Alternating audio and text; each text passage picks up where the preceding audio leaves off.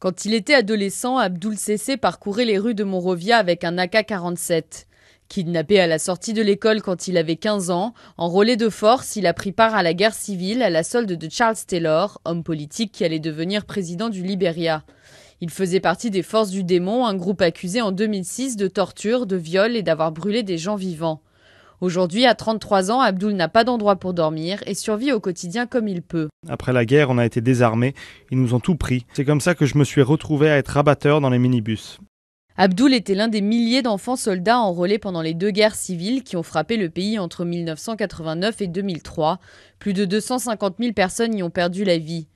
À la fois acteurs et victimes de ces atrocités et laissés à eux-mêmes depuis le désarmement en 2004, ils se battent aujourd'hui contre des addictions aux drogues et contre la pauvreté.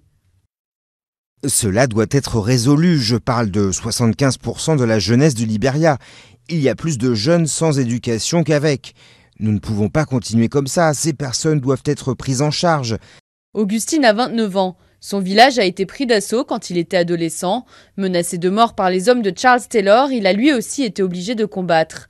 À la fin de la guerre, il a quitté Monrovia pour fuir les regards accusateurs. Certaines personnes m'ont vu me battre pendant la guerre.